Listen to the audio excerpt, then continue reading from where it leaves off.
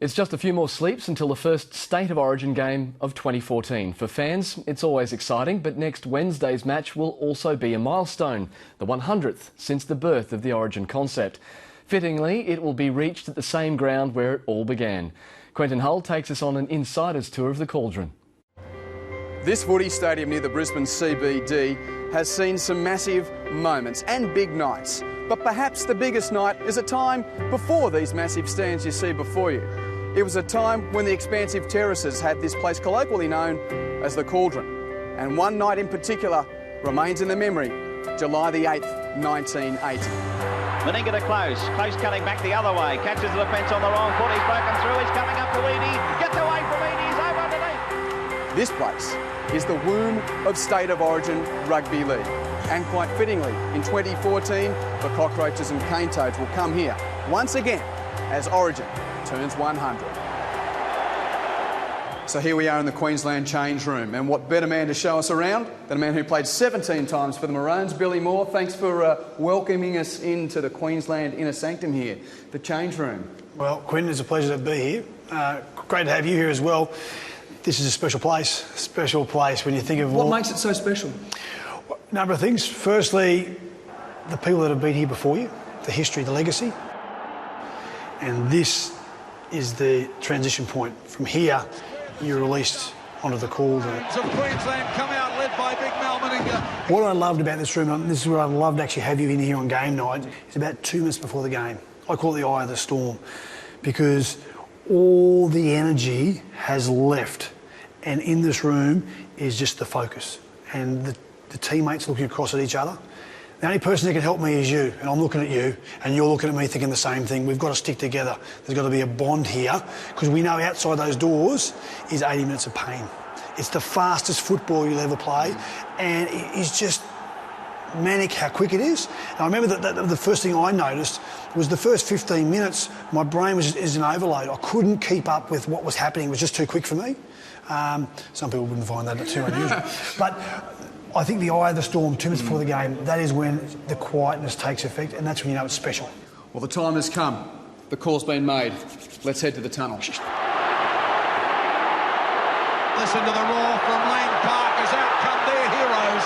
The Maroons of Queensland come out, the fireworks go up and the crowd go up.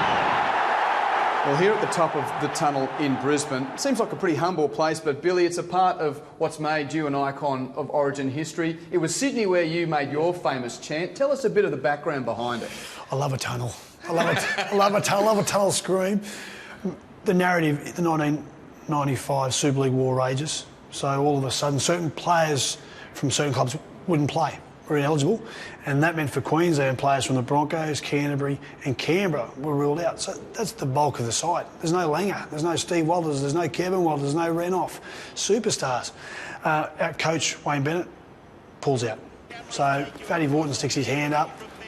We find 9 rookies, which is a record which will never be beaten again. But in Sydney, game 1, there's 42,000 New South Welshmen outside baying for our blood. They can't get beaten. They've got 12 current Kangaroo tourists that just came back from 1994, and some of their superstars, Harrigan, Johns, Fittler. So we're in the change sheds. The players, the rookies, their eyes are like displays, they're lit up, and you can just see they're really starting to get the nerves going. And Gary Larson looks at me, and his beautiful dulcet tone voice goes, "Mate, you better give them some of that Queenslander stuff." So I said, righto. So we start screaming Queenslander, and everyone in the change sheds, we're into a frenzy, scream Queenslander, Queenslander, because that's the rallying cry, meaning help your mate, find something special. McGregor and Hill and Wishart, etc. I think that they've got to establish something.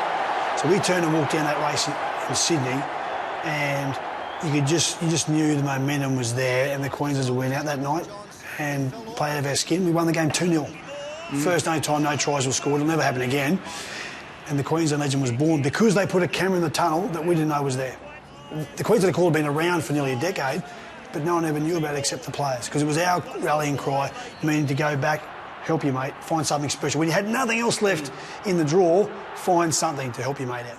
Well, they're baying for you now. It's time to head into action. Beautiful, mate.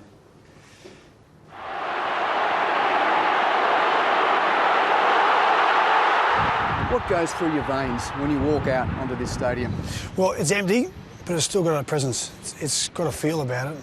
You know this is I reckon it's the heart and soul of Queensland. Not only just Queensland sport, but Queensland culture.